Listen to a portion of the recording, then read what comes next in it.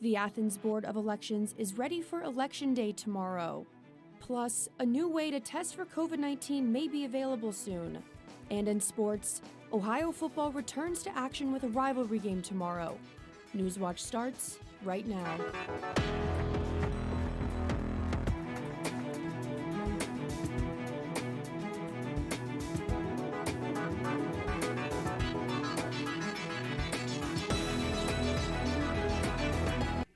Good evening and welcome to Newswatch, your source for news impacting southeastern Ohio. I'm Madison Moore. Votes are coming from all around Athens County leading up to tomorrow's local elections. The Athens County Board of Election is working around the clock to ensure smooth and accurate results. The board had previously sorted out voter registration and petitions for candidates to be placed on the official ballot. Now they are collecting and counting the early votes and are preparing to receive thousands of more on Election Day. Deputy Director of Athens County Board of Elections, Tony Brooks, explained that the ballots are ran through a voting machine that then sends the data to a USB stick. That stick is then transferred by poll workers from their respective locations in a locked bag to the board, where they insert the stick into their computer system to count the votes and calculate the winner of the elections. Brooks additionally had this to say about their efforts for a fair election. What we like to stress is that every voter's voice counts. Every person's voice counts. If we can get your ballot to count, we want your ballot to count. Voting in person will be open tomorrow from 6:30 a.m. to 7:30 p.m. at polling locations across the state of Ohio.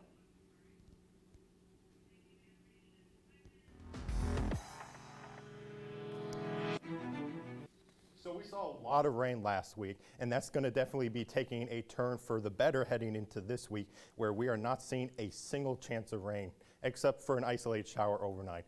But looking at right now in Athens, it is in the mid-50s, humidity is at around 35%, and we do have a westerly wind at around 5 to 10 miles per hour. Looking across the region, it's been a really, really nice day.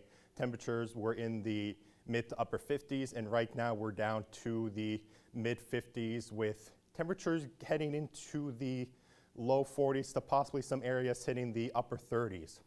Heading into my full forecast later on, we're going to be looking at a lot of cold mornings with temperatures in the low 30s to possibly upper 20s, and we will see frost likely this week. But overall, the weather's going to be looking really nice with dry weather this week. Now back over to Madison. A GOP proposed bill in the Ohio House would eliminate the requirement for a concealed weapons permit. The legislation, sponsored by Republican House Reps Tom Brinker and Chris Jordan, would also end the requirement that individuals inform police officers when carrying a concealed weapon. The bill only requires individuals provide such information if asked by an officer. The GOP-controlled House Government Oversight Committee approved the bill along party lines last week. A similar bill is pending in the Ohio Senate. Authorities are investigating a shooting at a Halloween party in a Columbus shopping center that wounded a woman. Columbus police said officers were called to Ohio Health Doctors Hospital after the 19-year-old victim walked in for treatment. The victim told officers she was at a Halloween party in Great Western Shopping Center on the city's west side when she was shot in the left leg. Detectives found that an invitation sent out via social media drew a crowd where disagreements endured and was too large to manage. No arrests were immediately announced. The Mason County, West Virginia Sheriff's Office says an arrest has been made following a homicide investigation last week. On Saturday, authorities were granted a search warrant which eventually led to the arrest of a 47-year-old Anthony Yester. Officers were called on Thursday to the 6,000 block of Gill Ridge Road in Letart after a body was found in a vehicle. The Mason County Sheriff's Office tells WSAZ an employee of a tree trimming business noticed a body in the body in a pickup truck. The Mason County Sheriff's Office has identified the victim as 41-year-old Paul Wesley Metheny, former of Leon. Yester was taken to the Western Regional Jail and charged with a first-degree murder. He's now awaiting arraignment by a Mason County magistrate. An Ohio Senate bill made to give support for local jail renovations will be giving assistance to Gallia County. $5.5 million will be put toward a new jail facility in Gallia County. The Gallia County Commissioners announced this reward on Friday. According to the Gallipolis Daily Tribune, the current jail is located in the basement of Gallia County Annex, which is 57 years old. The current jail has a recommended capacity of 11, but the new jail will be designed to house 120 individuals. There will be a space allowing for a focus on individuals with mental health and substance abuse. Funding from tax-exempt bonds will also go toward funding this $20 million project. Coming up, oral arguments begin in the Supreme Court over the Texas abortion law. Plus, pharmacies in Ohio are facing lawsuits relating to the opioid pandemic and how the United Nations plan to reduce carbon emissions. These stories and more when Newswatch returns.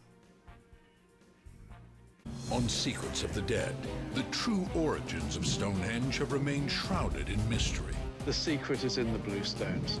Now, a dedicated team of archaeologists and scientists have made an incredible discovery. What we found here is something very exciting. We're looking for pits of a certain size in a certain formation, and it's not easy. The first circle of Stonehenge on Secrets of the Dead.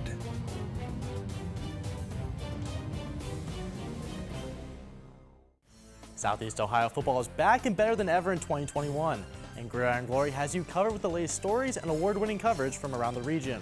Tune in Fridays at 11:30 p.m. and Saturdays at 11:30 a.m. to find out who's bringing the glory all season long. You can catch all this season's action at woub.org/gridiron or stay up to date and follow us on Facebook, Twitter, and Instagram. Get ready and remember, there's nothing better than Friday nights and Gridiron Glory.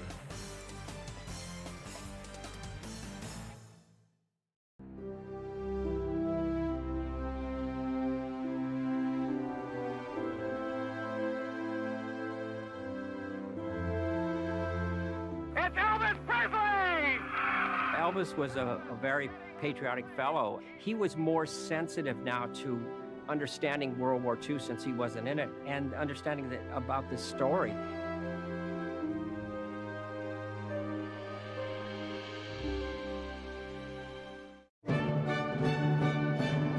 When Lorenzo da Ponte came to New York, he organized a concert that made cultural history. Now, after nearly 200 years, experience a recreation of this performance. With music by Cimarosa, Handel, Haydn, and more. Da Ponte's Oratorio, a concert for New York. Friday, November 5th at 10/9 Central, only on PBS.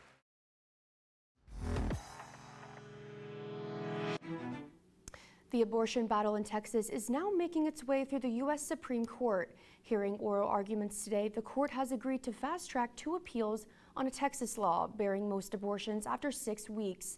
Camilla Bernal reports as the court remains sharply divided.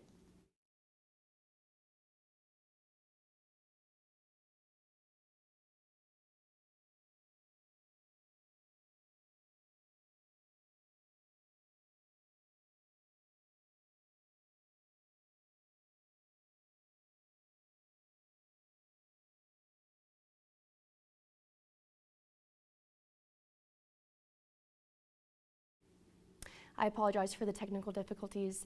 Next month, the court is set to hear another challenge to an abortion law. The court's precedent in the Roe v. Wade will then be explicit in play as it hears a challenge to Mississippi's 15-week abortion ban. Retail pharmacy company Giant Eagle announced Friday that the company settled a lawsuit over its alleged roles in fostering an opioid crisis in 2 Ohio counties. The agreement was announced in a joint statement by Giant Eagle and the Plaintiffs' Committee for nearly 3,000 government agencies and tribal entities nationwide that have filed opioid-related lawsuits. This settlement announced by Giant Eagle includes Ohio's Lake and Trumbull counties. The county's federal lawsuits against CVS, Walgreens, and Walmart continue in a bellwether trial in Cleveland. More than 120 world leaders are in Glasgow, Scotland today, working to set the tone for 2 weeks of negotiations they hope will produce a global plan to address the climate crisis. Isabel Rosales has more on President Biden's new plan.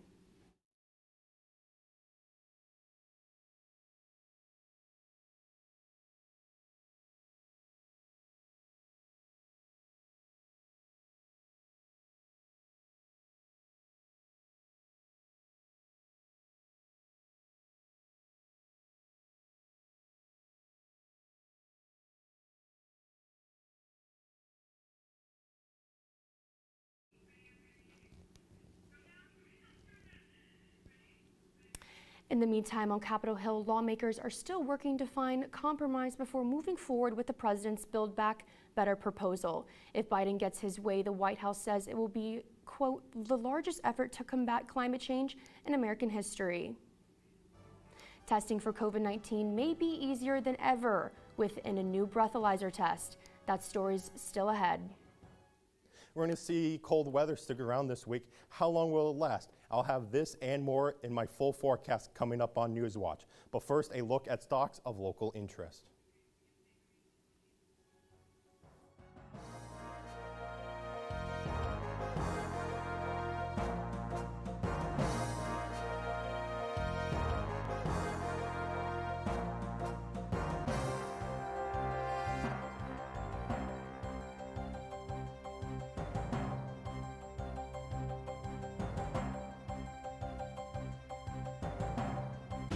In southern Kenya lies a remote desert kingdom, home to a caste of remarkable wild creatures.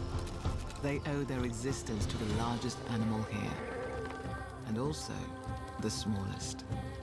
Together, elephants and termites create waterholes, animal oases that are miracles of life. This is the waterhole story.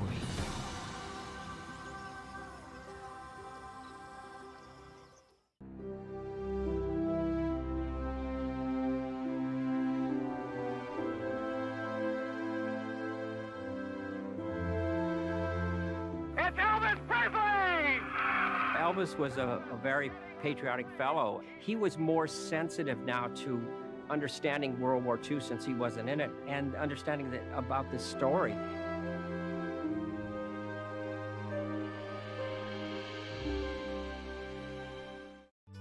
This show is a roller coaster. On Finding Your Roots, comedians Louis Black. Any idea what happened to Grandma after that? None. It was like a disappearance. And Roy Wood Jr.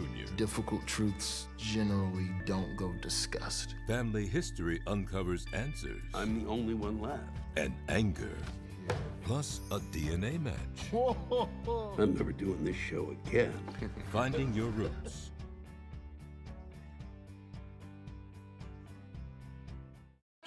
When we deployed to Afghanistan, Iraq, Korea, Vietnam, we're at war.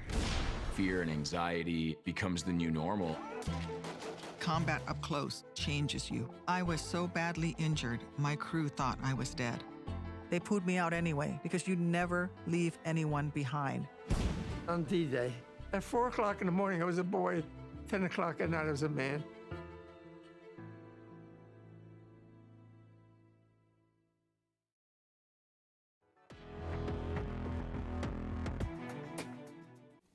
Welcome back to Newswatch. We're going to be taking a look at the visible satellite right now, which looks a whole lot different than what it did last week when we saw that rain move in Thursday through Friday and into Saturday. The amount of rain we did see from that storm was around 1.5 inches. And so today, I mean, it's looking really good. So we see cloudy skies over the Central Plains, but over the Ohio Valley, we do see a lot of clear skies. So looking at the surface features, the reason why we're seeing so much clear skies is because of this area of high pressure. All of the weather is down here along this cold front. And so it's going to be looking really nice heading in tonight. Starting at 8 p.m., we're going to be at around 45 degrees with increasing clouds as this weak disturbance does move through. We could see some isolated showers after midnight, but before 6 a.m. And by around midnight, we're going to be at around 44 degrees. Chance of rain will be around 20%, with temperatures heading down to the upper 30s, and winds are going to be calm. So it's going to be really nice tonight. Heading across the region, temperatures will also remain in the upper 30s to low 40s, with an isolated shower towards the east. Anywhere closer to Columbus, you're not going to see any isolated showers. And heading into tomorrow, we're going to be seeing high pressure move in. Weather is going to be clear heading into tomorrow and through the rest of the week.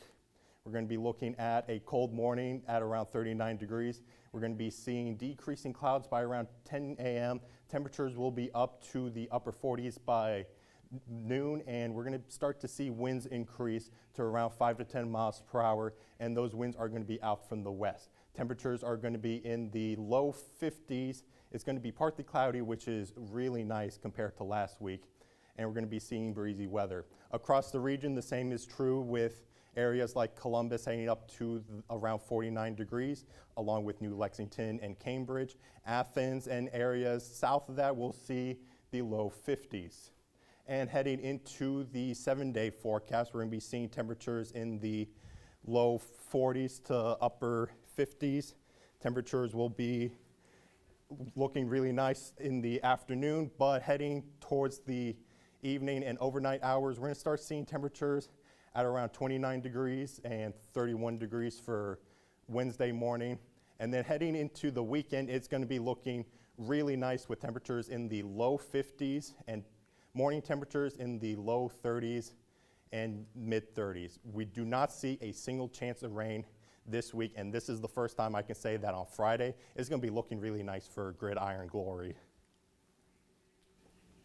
So Henry, with the flu season around the corner, what should people be expecting in terms of weather? So we're going to be seeing cold weather this week, and as we head possibly into next week, we're going to be seeing really cold mornings, but warm weather in the afternoon, and that definitely does happen during flu season. Great. The White House announced that the COVID-19 vaccine program for kids will be running at full strength next week. But even before the CDC gives it the green light, some parents are anxious. Camilla Bernal spoke to parents on both sides of the issue. I need a little bit of oil. Okay, let it warm up a little bit more. Let's go. Bring a fork.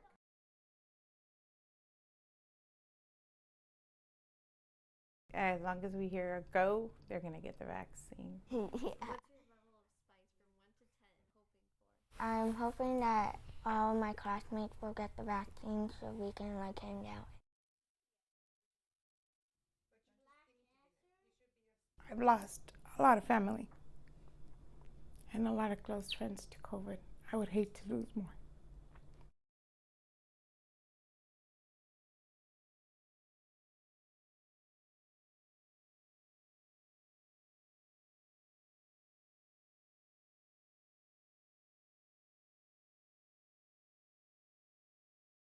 Good job.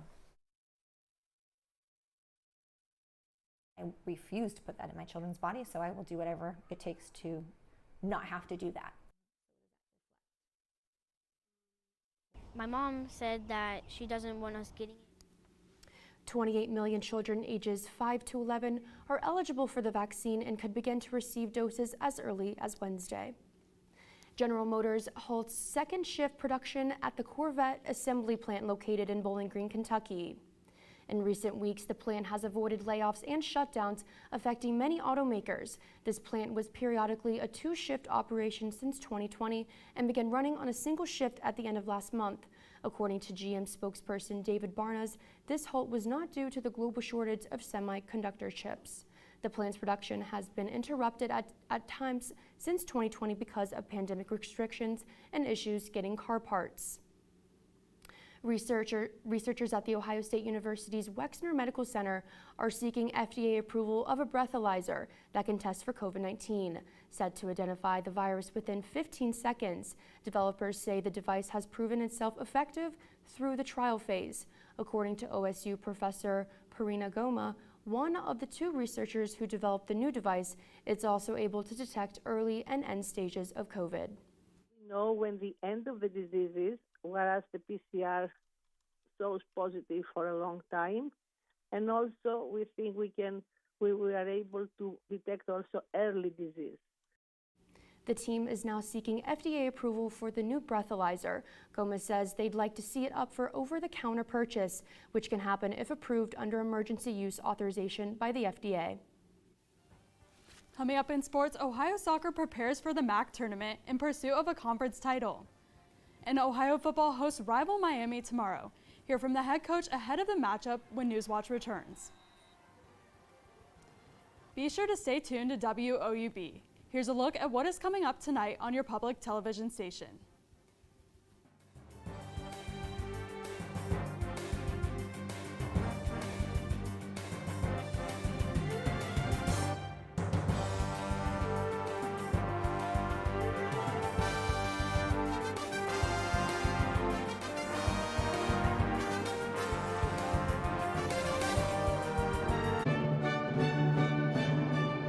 Lorenzo DePonte came to New York. He organized a concert that made cultural history. Now, after nearly 200 years, experience a recreation of this performance. With music by Cimarosa, Handel, Haydn, and more. DePonte's Oratorio, a concert for New York. Friday, November 5th at 10/9 Central, only on PBS. This month in Passport on the PBS video app, your on-demand library for the best of PBS. Could we talk about the fact that we killed a man? Why would we want to do that? I don't want you to listen to me. I want you to listen to the science. Muhammad Ali was the most important man in the world. The price of freedom comes high. I have paid, but I am free. These and other shows from your PBS station are available with Passport on the PBS video app. Download it today.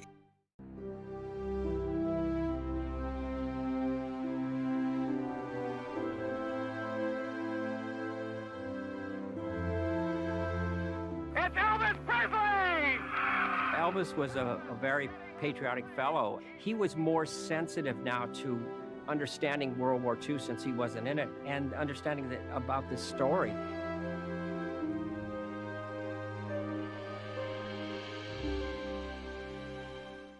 On Secrets of the Dead, the true origins of Stonehenge have remained shrouded in mystery. The secret is in the blue stones. Now, a dedicated team of archaeologists and scientists have made an incredible discovery. What we found here is something very exciting. We're looking for pits of a certain size in a certain formation, and it's not easy. The first circle of Stonehenge on Secrets of the Dead.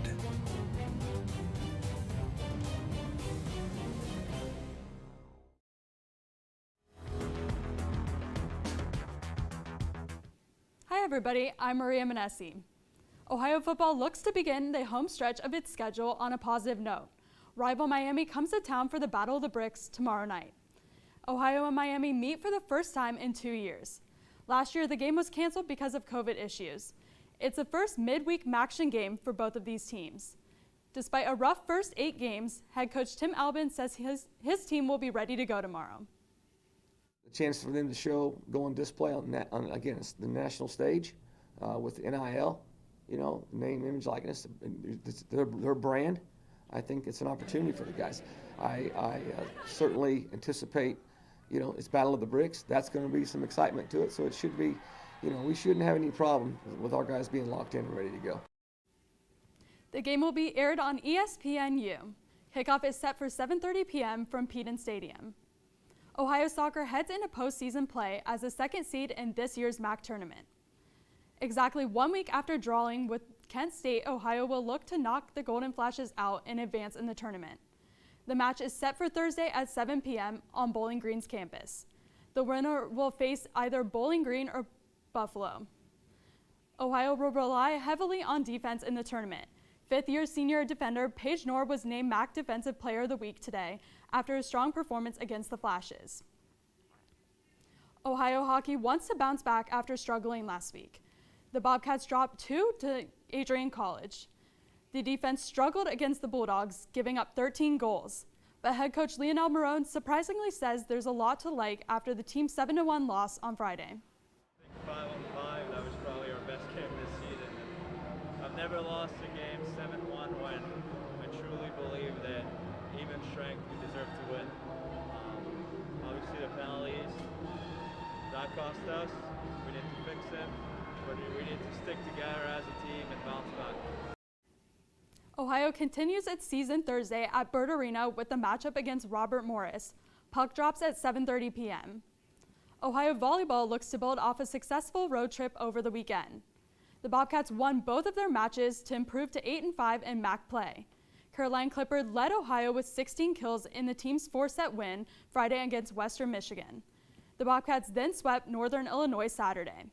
Ohio is in Oxford this weekend with 2 matches against Miami. I'm Maria Manessi, and that's it for sports. Back to you, Madison. The abortion battle in Texas is now making its way through the U.S. Supreme Court. Hearing oral arguments today, the court has agreed to fast-track 2 appeals on a Texas law, bearing most abortions after 6 weeks. Camilla Bernal reports as the court remains sharply divided. Case 21-463, Whole Women's Health versus Jackson.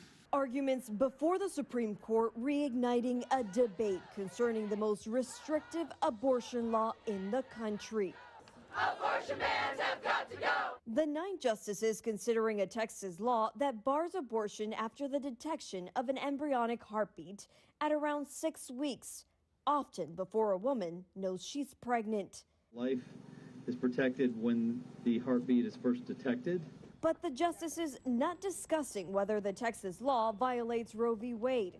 Instead, the court focusing on the unusual way in which the Texas legislature crafted the law and reviewing whether the Justice Department can challenge the law in court. I'm wondering if, in a defensive posture in state court, the constitutional defense can be fully aired. Justice Amy Coney Barrett, a key vote, questioning the structure of the Texas law, and Justices Sonia Sotomayor and Elena Kagan focusing on how the ban creates a model to attack other rights. So this is not limited to abortion. That's the point that's been raised. It's limited to any law that a state thinks it's dissatisfied with. Justice Brett Kavanaugh also signaling there is no danger of the ban's enforcement mechanism being pointed at other constitutionally protected rights, because those rights are more certain than the right to an abortion. I'm Camila Bernal reporting. Next month, the court is set to hear another challenge to an abortion law. The court's precedent in Roe v. Wade will then be explicitly in play as it hears to challenge a Mississippi's 15-week abortion ban. More than 120 world leaders are in Glasgow, Scotland today, working to set the tone for 2 weeks of negotiations. They will hope to produce a global plan to address the climate crisis. Isabel Rosales has more on the President Biden's new plan. Experts say COP26 may be the world's last best chance to address the climate crisis. That desperate hope is why the world is looking to you. A report published by the UN in August called a Code Red for Humanity, showing the world is warming faster than previously thought. We are digging our own graves. Enough of treating nature like a toilet. Enough of burning and drilling and mining our way deeper. Despite leaders from China and Russia skipping the conference, negotiations will proceed with a goal to produce a plan to rapidly decarbonize the planet. If we fail, they will not forgive us. But there is skepticism of promises versus action. 6 G20 countries, including the U.S., never met their targets to cut greenhouse emissions under the 2015 Paris Agreement. President Joe Biden vowing the U.S. will lead the world. Let this be the moment that we answer history's call. The White House set to launch a long-term climate strategy to get to net zero greenhouse gas emissions by 2050. As Biden touts climate change measures and his ambitious legislative agenda, currently inching forward on Capitol Hill. My administration is working overtime to show that our climate commitment is action, not words. In Washington, Isabel Rosales.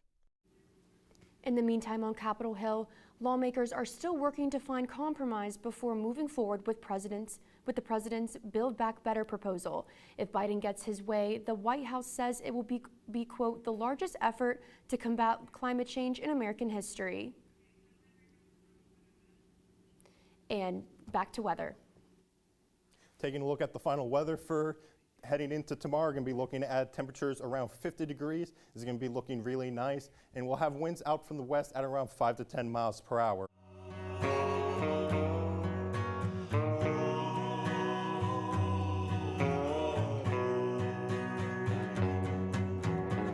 Support comes from Hocking Valley Bank, offering mortgage loans or refinancing on an existing home, making it easy for dreams to become a reality.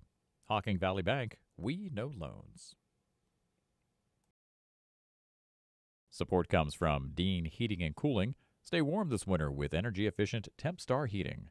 Dean Heating and Cooling provides HVAC services and installation in the Athens area, featuring Tempstar quality you can feel.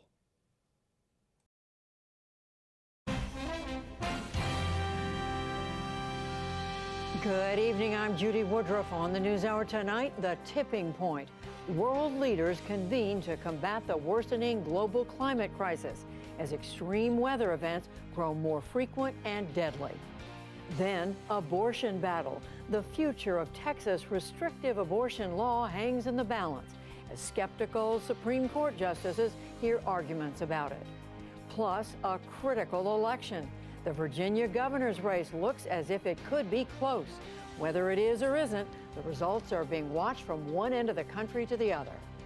And facing judgment, a high-profile trial begins in Wisconsin following several shooting deaths during last year's violent protests. All that and more on tonight's PBS NewsHour.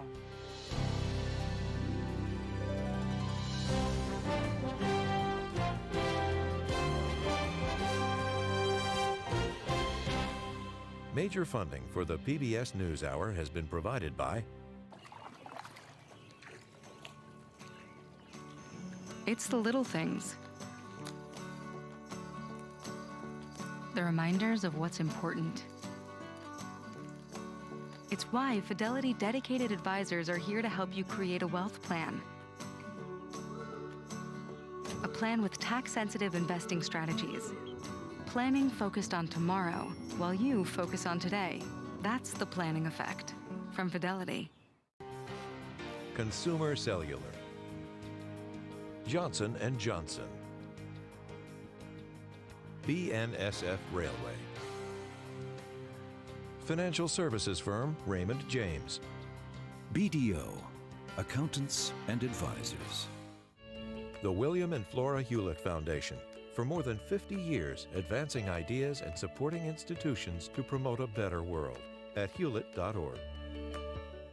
The Chan Zuckerberg Initiative, working to build a more healthy, just, and inclusive future for everyone at czi.org. And with the ongoing support of these individuals and institutions.